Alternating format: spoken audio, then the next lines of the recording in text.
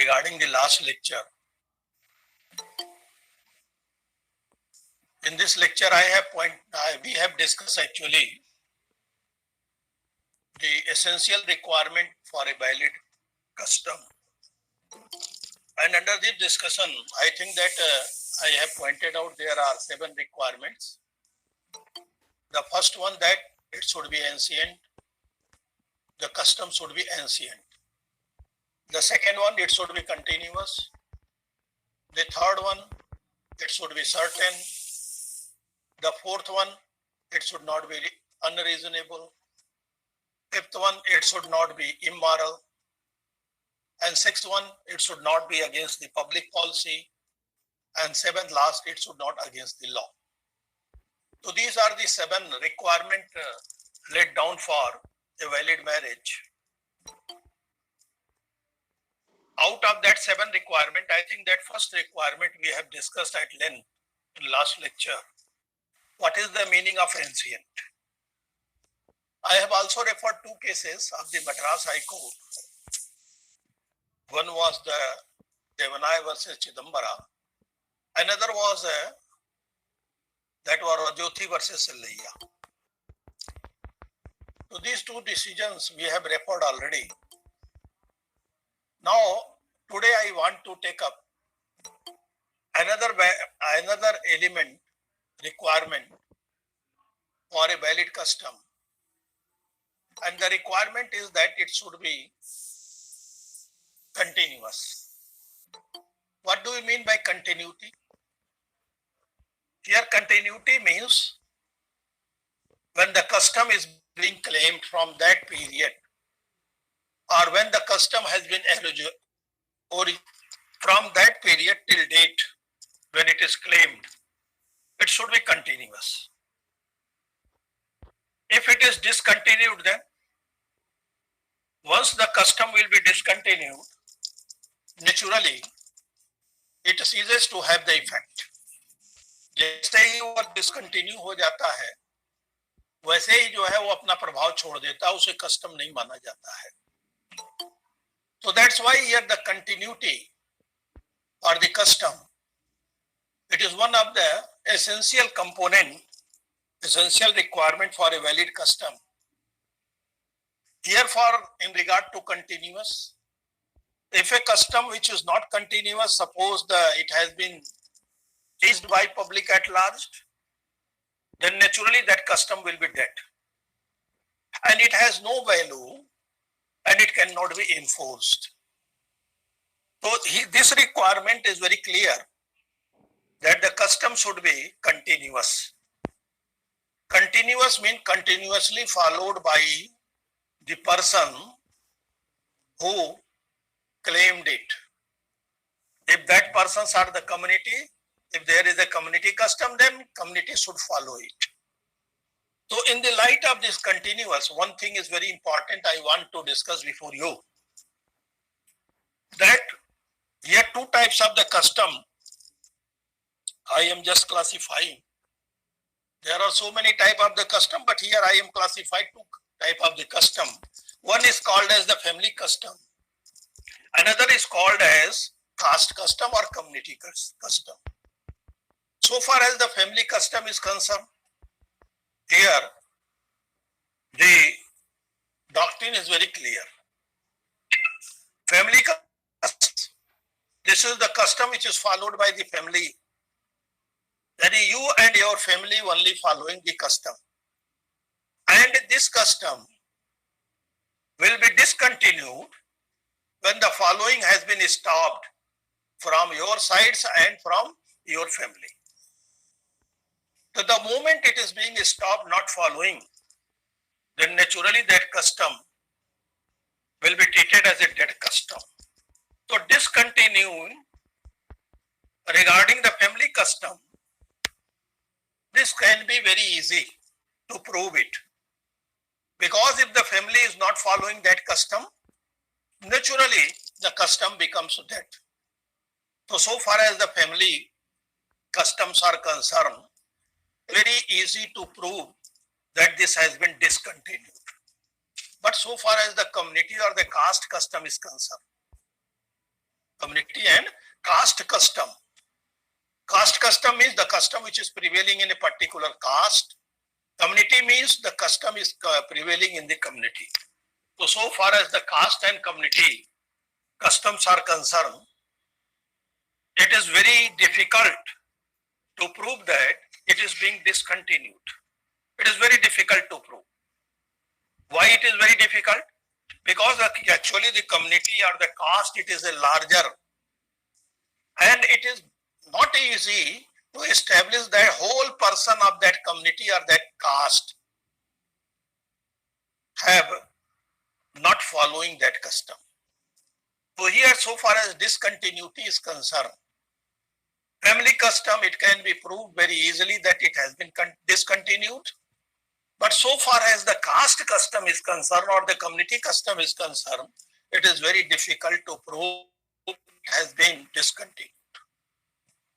So this is the second element, second requirement. And here it is required that the term which is claimed, it should be continuously followed. If there is any discontinuity, the custom becomes dead. Now the third element, it should be certain. Certain means what? What does certainty means? Certainty means the person who alleges that the custom is prevailing, he should allege it with certainty. With certainty means? With certainty means I can give one example, very exact example I am giving right now. Suppose a person is claiming that marriage has been solemnized in his family or in his community by Saptapadi. Saptapadi means the marriage will be complete when 7 steps has been completed around the fire. This is called as Saptapadi. So now suppose any person claiming that Saptapadi is being the custom for solemnizing the marriage either in his family or in his caste. Now, certain means here certainty should be there. What kind of certainty? That 7 steps have been completed.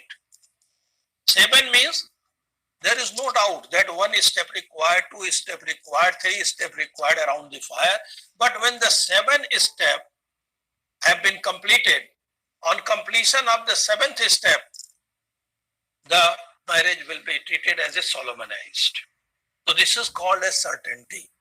Certainty means the person, he should claim with certainty that what is the custom. Here some books, they are also giving the example regarding the certainty of the custom.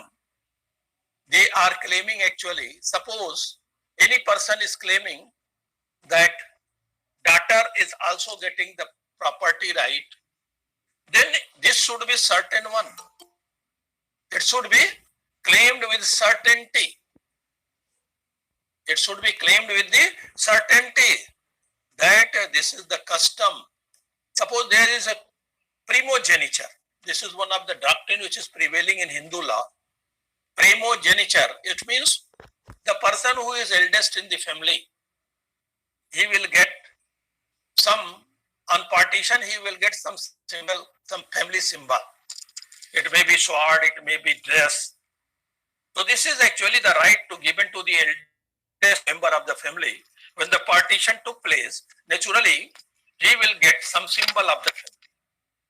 So if any person alleging that this custom prevailing in his family or in his community, then what is required? It should be certain.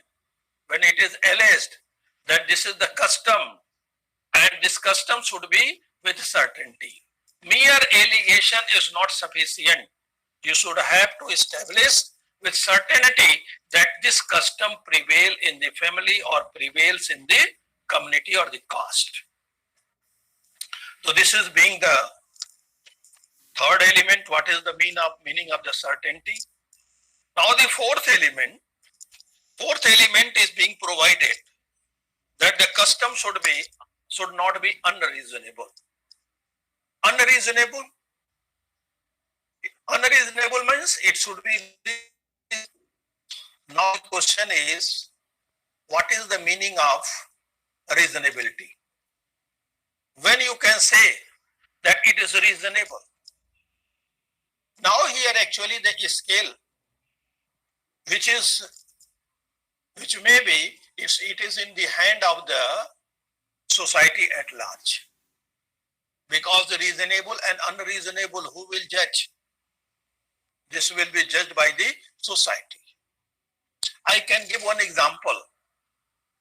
In Mahabharata, I think you are all knowing well. Actually, the stake was Yudhishthir put on the stake his wife. This was the custom at that time, that the property could be placed gambling, but whether it was reasonable or unreasonable. It was unreasonable. Why it was unreasonable? The reason was very obvious. It was discarded by the society at large, no doubt. Yudhishthir put his wife on stake. जब जुआ खेला जा रहा था, उस समय युधिष्ठिर ने अपनी पत्नी को स्टेक पर रखा, लेकिन सोसाइटी ने इसे क्या कहा? ये अनुचित है. It is not a reasonable one. So actually, what is reasonable and what is unreasonable? It is actually been decided by society at large. The society can only decide what is reasonable and what is unreasonable. I am proceeding towards another valid requirement for the valid custom, and that is it should not be immoral. Meaning of morality and immorality, again, it will be judged by the society. And the morality of one place is different from the morality of another place. Morality of one time is different from the morality of another time. So here the morality scale, it is different from time to time and from place to place. What is moral in a time, it may be immoral. What examples you can get in the textbooks? Here actually the example of immorality you can get in the textbook, that is very easy. In the adoption, if some money is being either given or taken, so if in adoption, at the time of adoption, some money is being given by one party to another party, it has been as a immoral. Again, this is not a good. Second one, suppose any person, sati can be unreasonable. No doubt it was unreasonable. But one thing more, sati actually it is being banned by law also. Right now, sati pratha is being actually banned, and one legislation has been passed. So therefore here I am putting this example for clarifying the last point, that custom should not be against the law. Reasonability and unreasonability, it is judged by the society. I am just telling. Sati Pratha, it was a time was there when the Sati Pratha was treated as a reasonable. But the time has come later on, when the has been discarded by the same society. So what is reasonable at one time, it may be unreasonable to another time. I am just explaining immorality. And here first example I have given, and that example is that suppose some money is being paid either from one party to another party in a case of adoption, or in the case of the divorce. Suppose any divorce is being pronounced by husband without the consent of the wife, and some money has been paid, it has also been classified as immoral. So these are the examples of immorality. One example I want to put, and usually I want to give in the classroom. Here actually one practice was being there. This is called as the Pratha. What was that practice, Devdasi Pratha? In order to glorify the temples, here there was one custom, and that custom was known as a Devdasi custom. It was actually being followed, but later on, I have explained, I think that earlier to you also. Later on, this Devdasi, they were being used by the royal family. When there was any happy moment in the royal family, they were being called and they were dancing. Later on, when the royal family is actually being thrown out by the Constitution of India, there, I think that after Constitution, there is no any royal family which is being there.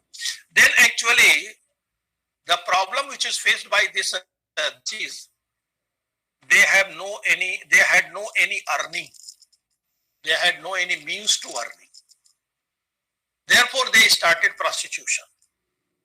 So this was being actually classified as a immoral, and Devdasi Pratha was being stopped. So this Devdasi Pratha, it has been classified as a immoral. So after this scale, another scale, and another point for valid requirement for a custom to be valid, that point is it should not be against the public policy. I can give those two examples before you. And due to the public policy, it is actually been discarded, and you cannot claim this is the custom. One is the prostitution, and another, this Devdasi, which I have given the example that this was a immoral custom. They were started to adopt the girls. So adoption which has been made by the Devdasis, both were being declared against the public policy. So either the Devdasi had adopted any girl for herself. No, public policy is different than the law. Here one person is putting the question that public policy and law the same. No. Law, there is requirement of legislation. Any law should be passed and any custom should be declared as invalid, illegal. This is called as against the law. Against the public policy means this is not, no law has been passed, but the public has rejected it. And I have given this example. Devdasi Pratha adopting the girls, and what for the girl they are adopting the girls for their own old age. When they became old, naturally they could not be able to continue the prostitution. How they can earn, how they can survive. So that's why here this was being actually classified as against the public policy. There is no law stopping adoption by Devdasi. But this was actually the public policy which was stopping that Devdasi should not adopt any girl. So these are the examples of public policy. And second, gambling. Gambling, I think that you are all knowing well, has not been declared illegal anywhere. But due to public policy, gambling has not been treated as a custom. No one can claim that gambling is a custom of his community or caste. Last, that is seventh one. I have already explained the seventh, that any custom which is against the law. I have also given the example, what is the meaning of against the law? Law has banned it. And the best example one student has forwarded. And what was that example? That was the Sati Pratha. Sati custom, it has been banned. Similarly, also child marriage. There was a time when it was insisted that child marriage should be solemnized. But right now, child marriage has been banned by passing the of Child Marriage Act 2007. So these are the law which are being actually passed, and by that law, that custom has been declared as invalid.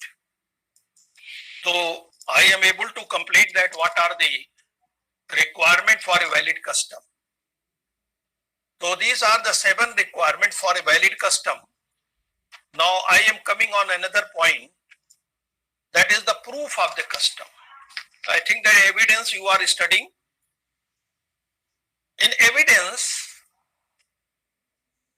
the normal rule is, in evidence normal rule is that any person what he alleges माने जो अभिकथित करता है,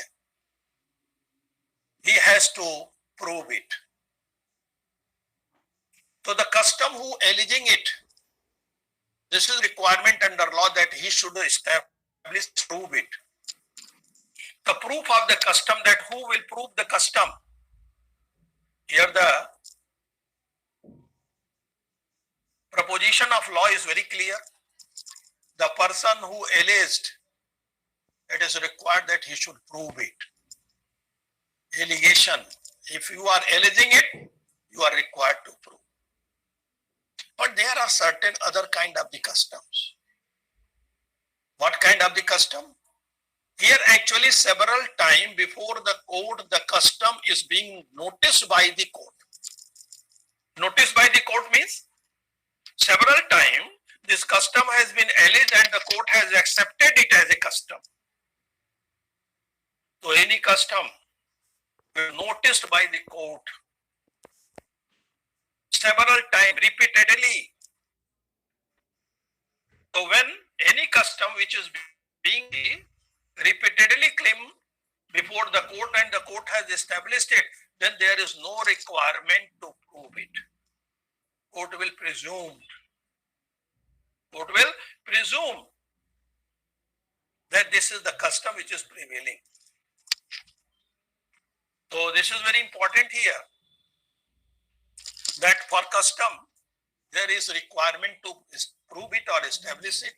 Exception is that if any court noticed any custom repeatedly, then it shall be called that there is no requirement to establish it, court will accept it. This is technically called as a rivaj-e-aam. A rivaj means क्या होता है? Custom. This is the Urdu word. Rivaj-e-aam. Aam means that custom is for the public large. So any custom which is for public at large, rivaj-e-aam, there is no requirement to establish it. If it is written in any book, if it is written in any compiled work, then that custom is not required to be proved. Only production of that document, it is sufficient. In Evidence Act, you will also find that actually some documents, they are being protected under the law. And any document which is protected under the law, this is judicial notice. Any document which is protected under the law, then the court will take the notice of that document. And any custom which is written in that document, naturally the court will accept it. Here actually Punjab, here the customary laws, they are codified under the Punjab state. Rettington, he was the one person who codified whole Punjabi laws which are prevailing in form of the custom. So when it is written, no doubt it is acceptable. But one thing, if any document which is protected under the law, any document which is protected under the law, then the judiciary shall take the notice. But any other writing which is produced, not protected under the law, it is privately written and it is produced as a custom, naturally court will presume it. But later on, it may be rebutted. इसको जो है खंडित किया जा सकता है, इसे रिबट भी किया जा सकता है. So there is clear thing here, who can prove, the person who is alleged, he is required to prove it. But if the court had taken the notice of any custom repeatedly, then naturally this is not required to be proved. But if any document which is actually protected under the law, then the court take judicial notice of that. But suppose any document which is not protected under the law, it is privately written, then presumption shall be laid down by the court. That presumption may be rebutted later on. Now, this is the second thing which I want to put before you. The third one. The third, you can get in any textbook that what are the kind of the custom. One is known as the family custom. Another is known as the caste or community custom. Apart from that, third custom is local custom. So these are the three kind of the customs. I think that this is very clear by name. Family custom means the custom which is prevailing in the caste custom, or community custom means the caste or any custom which is prevailing in the caste or the community. And the third one, that is local custom, the custom which is prevailing in locality. Now, I want to take up another very important point on the custom, that whether custom is transcendental law. Transcendental means whether it is superior than the religious law. Try to get my information, what I want to disseminate. Here, whether the custom is superior than the law. This is one of the controversy which is prevailing. In this regard, I want to refresh your memory. When I was discussing the sources of Hindu law, I have pointed out the opinion of Manu about the custom. Manu has pointed out that what is required. He pointed out that when the king is resolving any dispute, when the king is resolving any dispute, it is the duty of the king to inquire about the custom. That is another thing. I am just confining myself on the custom. So far as the view of the Manu on the custom, he pointed out what is the relevancy of the custom. He pointed out that if the king is resolving any dispute, then it is duty of the king that he should make inquiry regarding the custom which is prevailing in the custom which is prevailing in the guild, the custom which is prevailing in the family, the custom which is prevailing in the community. What does it mean? It means that Manu has given weightage to the custom. If there is no law, the custom should be there. According to custom, the dispute should be resolved. Apart from that, Yajnavalkya has pointed out that what is the importance of that custom. He has pointed out that anything which is ordained by Smritis, if it is rejected by the people, then there is no requirement to practice it.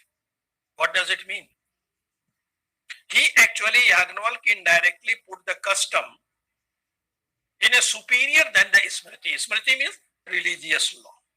So he has pointed out that any practice which is ordained by Smriti, ordained माने जिसको आज्ञा किया गया स्मृति से कि कोई practice की जाए, but it is rejected by the public at large, then there is no requirement to practice it. Similarly, also the Narad has also pointed out that the custom has a power to repeal the sacred law. So he has pointed out that the custom can repeal the sacred law. Sacred means religious law. It has a capability. After that, Katyayan also pointed out any practice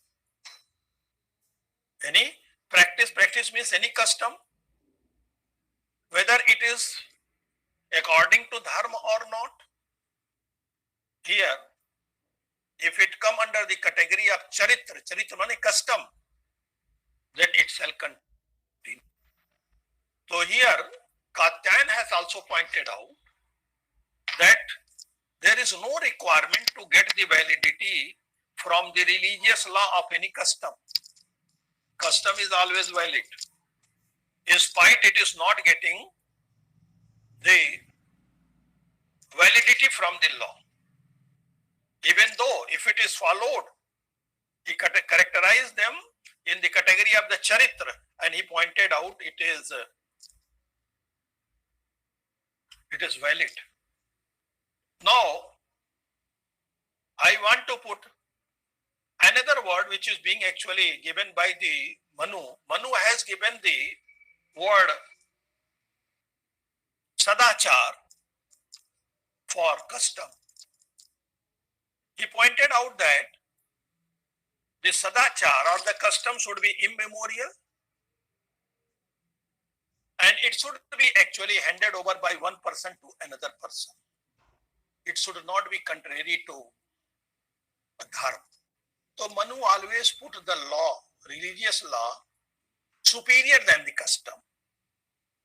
But in this regard, the Gautam has also pointed out that if any custom which does not oppose the religious law, it is valid one. Similarly also, Kulluk and Vijnaneshwar, they also put that any custom which is not repugnant to sacred law, it is valid one. Moreover, the controversy is here. Some are telling that what is the requirement for the custom? It is independent. There is no requirement to get the validity of the law. But some are of the view that it should not be against the religious law. So this is actually the controversy which is prevailing. In this connection, I can classify the custom into two categories. One custom is religious practices. Another custom is civil law. So far as the custom of religious practices are concerned, religious practices means the practices which are required by the religion, religious practices. So far as the religious practices are concerned, here it is required that it should not be against the religious law. But so far as the custom of the civil laws are concerned, even if they are against the sacred law, religious law, they are still valid. So this is all about the custom. I just put before you what is the meaning of custom. Second thing, how the custom originate. Third, what are the requirements of the custom, valid custom. Fourth, what is the proof of the custom. Next, kinds of the custom. And last controversy we have discussed, whether it is transcendental law or not. Now I am proceeding. Now we are able to complete the ancient sources of Hindu law. Now I am coming on another sources of Hindu law, and it is being called as modern sources of Hindu law. In modern sources, I have pointed out equity, justice, and good conscience. This is first. The second one, that is called as precedent. The third one is called as legislation. I am coming on the first, equity, justice, and good conscience. This is actually the doctrine which is laid down by the equity code. Now, it is very essential to explain what is the meaning of equity codes. Where these equity codes were established. Actually, if you go in the British history, you can get that in British history, it is written that, it is very clearly written in the British history, that there were two kinds of law. One is called as a common law, another is called as the equity law.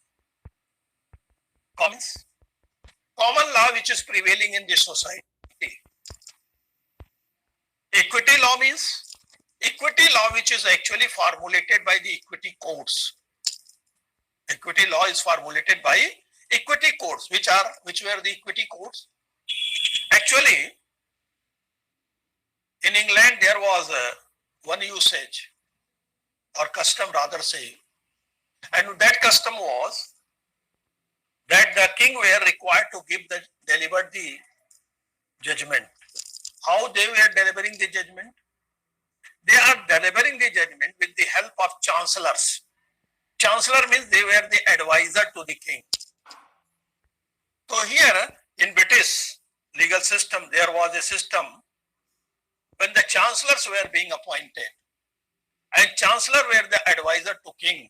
Any problem which came to the king, that problem was being put before the chancellor and the chancellor were able to resolve it. Now, most of the person while filing any suit, they firstly approach the chancellor and explain their case. If the chancellors, they were saying that the case is a good one, then they proceed further. These chancellors actually, they were advisor later on when the chancellor, they were rendering the justice. They were being called as a equity courts. So equity courts is nothing. It is actually the chancellors who were later on converted as a equity court. Why? They were started the delivering the justice like the king. Because king actually, it had no time. Every case he was not able to dispose of. Therefore, the cases were put before the equity court and the equity court were required to dispose of it according to the justice. Now this equity, justice and good conscience, whether we have also any historical background of equity, justice and good conscience? We have historical background. What is historical background? Equity, how we can get? Equity means equality. Justice means nyaya. Good conscience means antarchetana, sanchetana. So here, so far as equity, justice and good conscience, this word actually you cannot get in Hindu jurisprudence. In Hindu jurisprudence, you can get yukti. What do you mean yukti? Yukti means what? Reasonable. What is reasonable? It should be done. Second word you can get nyaya. You can get in Hindu law. That cases should be decided where justice should be rendered. Nyaya kiya jana chahiye. Another thing you can get also that the word which is prevailing, the word is that aridesh, analogy. I am coming on each and every word. Here actually, firstly, I want to put the theory which is laid down by the Gautam. Gautam has pointed out, suppose there is no rule in Hindu law, neither in Smriti nor Vedas. There is no rule to resolve any problem. Then he pointed out that one assembly should be constituted of the 10 persons. One assembly should be constituted of the 10 persons who were well instructed and skilled in reasoning and free from covetousness. Covetousness means लालच से परे हो. इन्होंने कहा कि गौतम ने कहा कि अगर कोई भी समस्या का निदान वेदों और स्मृतियों में नहीं है तो 10 आदमियों की एक परिषद कायम की जाए. उसमें कौन लोग रहेंगे? उसमें वो लोग रहे जो वेल इंस्ट्रक्टेड हो, शिक्षित हो, जिनकी रीजनिंग स्किल बहुत बढ़िया हो, जो रीजन जानते हो और जिनके अंदर लालच ना हो. इनके द्वारा जो है ऐसे डिस्प्यूट को रिजॉल्व किया जाए अगर कोई लॉ नहीं है तो. इसका मतलब क्या हुआ? 10 आदमी अगर हैं, it should do justice. So that's why here the concept of the Gautam, that is very clear. Next one, Brihaspati. Brihaspati has pointed out that the Nyaya means justice cannot be done only by letters of the Shastras. शास्त्रों में जो लिखा हुआ है उन अक्षरों से आप न्याय प्रदान नहीं कर सकते. ठीक है, तो न्याय कैसे प्रदान करेंगे? इन्होंने कहा न्याय के लिए क्या चाहिए? युक्ति चाहिए.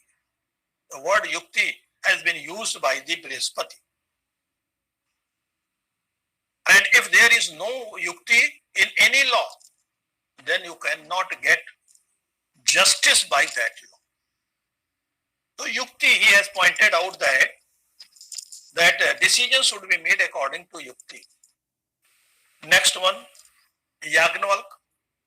Yagnavalk has pointed out if there is a conflict in between the two or more laws, which law will prevail?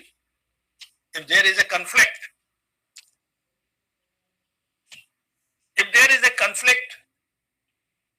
amongst the law, then the matter shall be decided according to the Nyaya.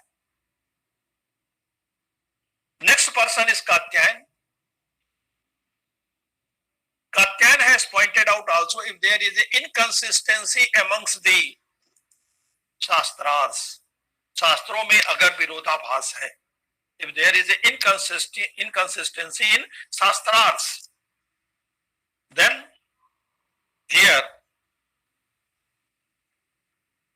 the Nyaya should be given according to equity and justice. This inconsistency should be avoided.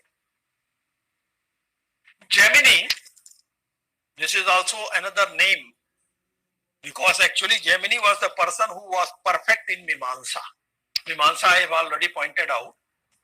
Mimamsa means actually laid down a doctrine, and the doctrine is known as Arides, interpretation rule of interpretation. He has pointed out actually Arides doctrine. What do you mean by Arides? Arides means here analogy.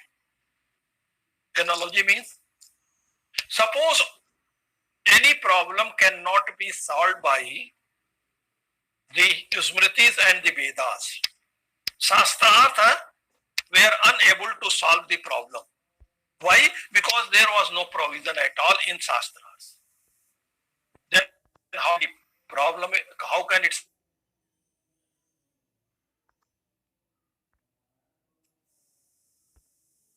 Against means analogy. Analogy means what? Analogy here means actually comparing. Suppose the problem which is persisting, that problem required to be resolved. How it can be resolved? We trace out the law which are similar to that problem. Similar to that problem. So if similar solutions are available in Shastras, then by way of analogy, we can very well resolve the problem. So Arides or analogy, this is also important one. And here actually Gemini is put forward. Again I am coming on the equity, justice and good conscience. Equity, justice and good conscience, actually this doctrine is not the indigenous or Hindu law doctrine. This doctrine is actually equity, justice and good conscience. It is being built by the Britishers. How? And how they came in the Hindu law. Equity, justice and good conscience I have pointed out.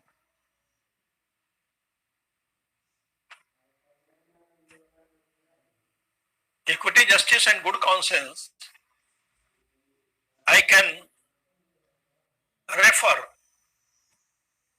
the English or British legal system. The British legal system which was prevailing legal system which was prevailing, it was prevailing in India also. You are knowing well that what is the meaning of Privy Council. Privy Council is the same body. When British cases they were being decided, they were being called as a House of Lords. When they are dealing with the Indian cases, they were being called as a Privy Council. Now here actually the judges who are sitting at that time in the courts, either in Privy Council or other courts, mostly the judges were the British judges. They were not well versed, they were not aware about the Hindu law. They were not able to know that what is written in Hindu law. What is mandatory, what is recommendatory, they were not able to know. Mandatory means जिसे follow करना जरूरी है. Recommendatory means which may followed, may not be followed. So they were not able to distinguish it.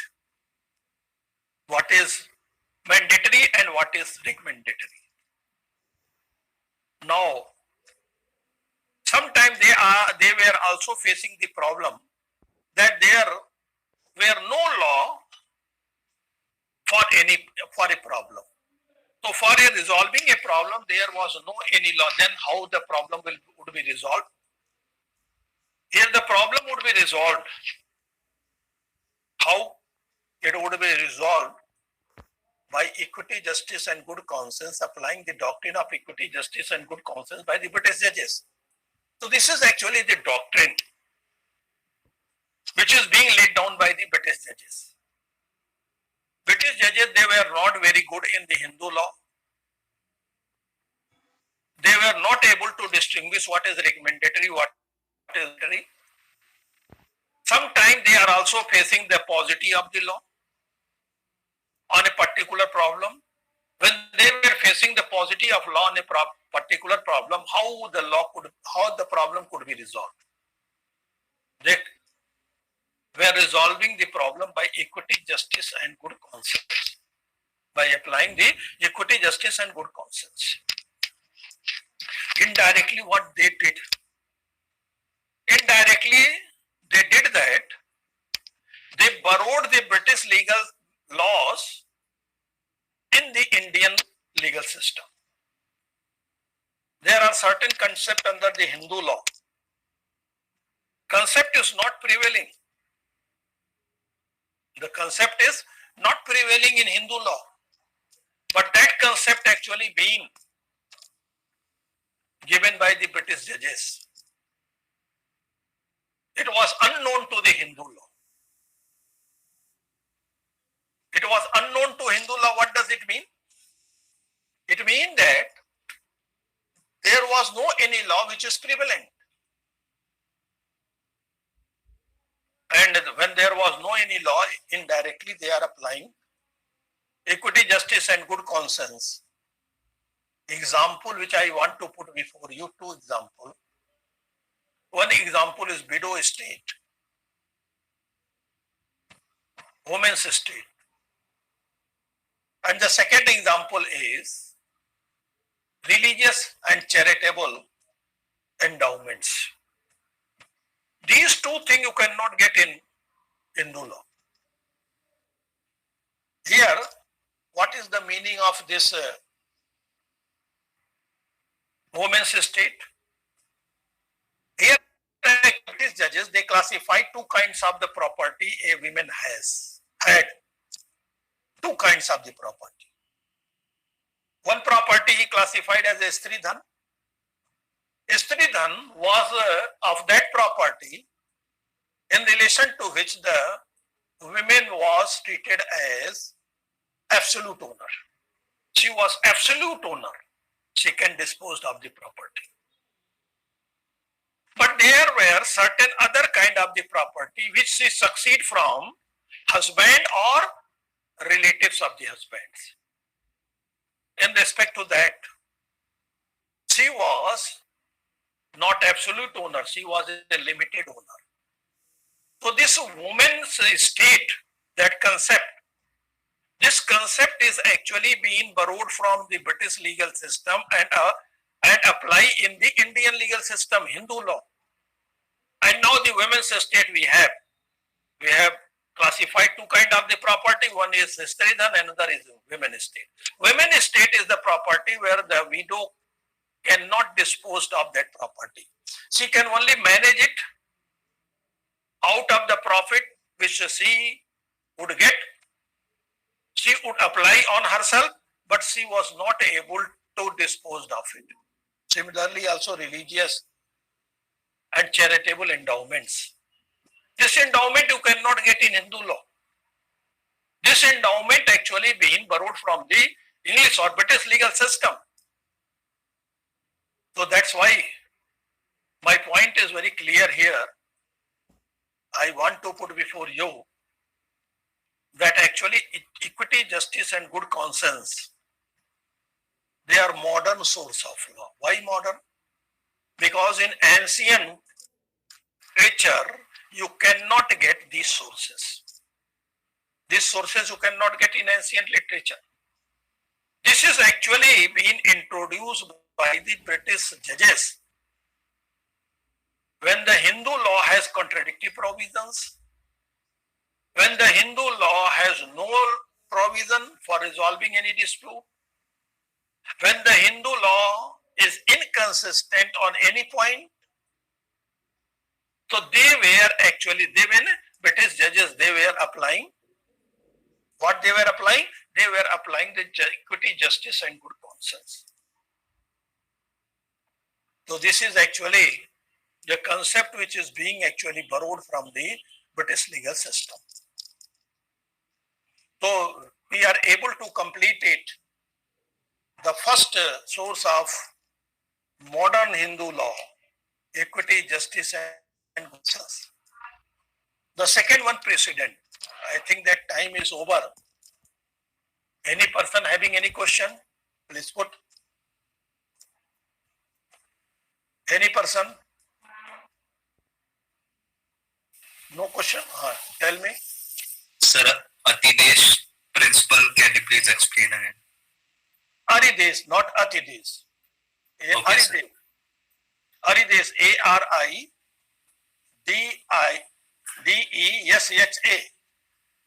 Aridesh. Aridesh means analogy. Analogy माने क्या होता है? तुलना. Analogy means तुलना. मान लीजिए किसी पॉइंट पर किसी प्रॉब्लम के लिए लॉ नहीं है, तो उस प्रॉब्लम की तुलना उससे मिलते जुलते प्रॉब्लम से करिए, और मिलते जुलते प्रॉब्लम के लिए अगर कोई कानून है, कोई लॉ है, रिलीजन है, तो उस लॉ से इस प्रॉब्लम को भी रिजॉल्व कर दीजिए. That is called as analogy. Muslim law जब आप पढ़ेंगे तो एनालॉजी उनके यहां भी है, और मुस्लिम लॉ में इसको सोर्स मानते हैं. दिस इज कॉल्ड एज क्यास. तो क्यास is also the source of Muslim law. तो now I think the time is over. Tomorrow on the same time. Okay. Any other problem any person having?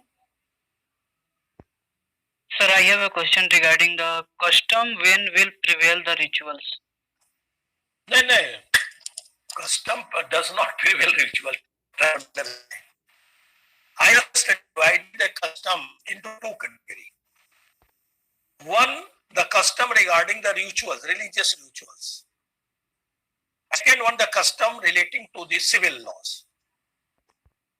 So far as the custom relating to ritual law, ritual means संस्कार करने हैं. Ritual, संस्कार कहां से बनाए गए हैं? Secret law से बनाए गए हैं, रिलीजियस लॉ से.